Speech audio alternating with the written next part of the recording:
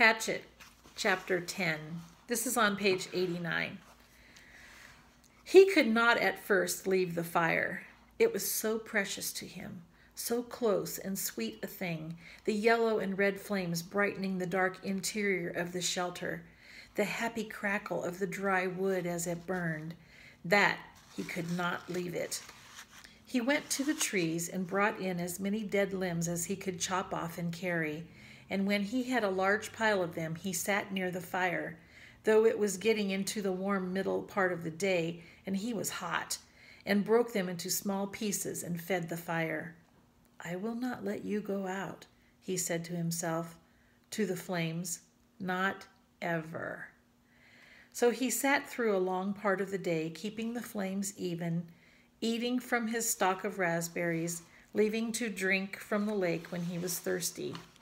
In the afternoon, toward evening, with his face smoke-smeared and his skin red from the heat, he finally began to think ahead to what he needed to do. He would need a large wood pile to get through the night. It would be almost impossible to find wood in the dark, so he had to have it all in and cut and stacked before the sun went down. Brian made certain the fire was banked with new wood, then went out of the shelter and searched for a good fuel supply. Up the hill from the campsite, the same windstorm that left him a place to land the plane had only been 4 days ago, had dropped 3 large white pines across each other. They were dead now, dry and filled with weathered, dry, dead limbs, enough for many days. He chopped and broke and carried wood back to the camp, stacking the pieces under the overhang until he had what he thought to be an enormous pile, as high as his head and 6 feet across the base. Between trips, he added small pieces to the fire to keep it going, and on one of the trips to get wood, he noticed an added advantage of the fire. When he was in the shade of the trees, breaking limbs, the mosquitoes swarmed on him, as usual. But when he came to the fire, or just near the shelter where the smoke eddied and swirled, the insects were gone. It was a wonderful discovery. The mosquitoes had nearly driven him mad, and the thought of being rid of them lifted his spirits. On another trip, he looked back and saw the smoke curling up through the trees and realized, for the first time, that now he had the means to make a signal. He could carry a burning stick and build a signal and perhaps attract attention, which meant more wood, and still more wood. There did not seem to be an end to the wood he would need, and he spent all the rest of the afternoon into dusk making wood trips. At dark, he settled in again for the night, next to the fire with the stack of short pieces ready to put on, and he ate the rest of the raspberries. During all the work of the day, his leg had loosened, but it still ached a bit, and he rubbed it and watched the fire and thought for the first time since the crash that he might be getting a handle on things, might be starting to do something other than just sit. He was out of food, but he could look tomorrow, and he could build a signal fire tomorrow. And get more wood tomorrow. The fire cut the night coolness and settled him back into sleep, thinking of tomorrow. He slept hard and wasn't sure what awakened him, but his eyes came open and he stared into the darkness. The fire had burned down and looked out, but he stirred with a piece of wood and found a bed of coals glowing hot and red. With small pieces of wood and careful blowing, he soon had a blaze going again. It had been close. He had to be sure to try and sleep in short intervals so he could keep the fire going, and he tried to think of a way to regulate his sleep, but it made him sleepy to think about it, and he was just going under again when he heard the noise outside. It was not unlike the sound of the porcupine, something slithering and being dragged across the sand. But when he looked out the door opening, it was too dark to see anything. Whatever it was stopped making that sound in a few moments, and he thought he heard something sloshing into the water at the shoreline. But he had the fire now and plenty of wood, so he wasn't as worried as he had been the night before. He dozed, slept for a time, wakened again just at dawn gray light, added wood to the still smoking fire before standing outside and stretching. Standing with his arms stretched over his head and the tight knot of hunger in his stomach, he looked towards the lake and saw the tracks. They were strange. A main center line up from the lake in the sand, with claw marks to the side, leading to a small pile of sand, then going back down to the water. He walked over and squatted near them, studied them, tried to make sense of them. Whatever had made the tracks had some kind of flat, dragging bottom in the middle and was apparently pushed along by the legs that stuck out to the side. Up from the water to a small pile of sand, then back down into the water.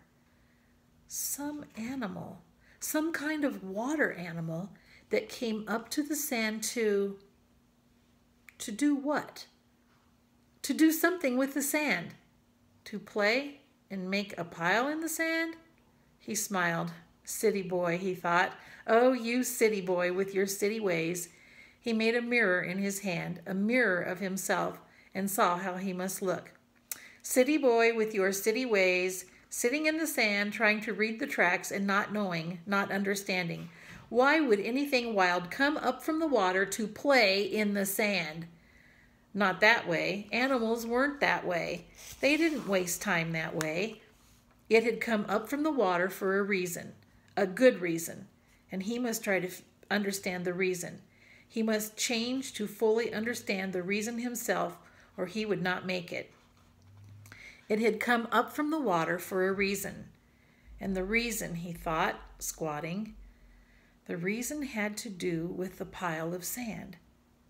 He brushed the top off gently with his hand, but found only damp sand.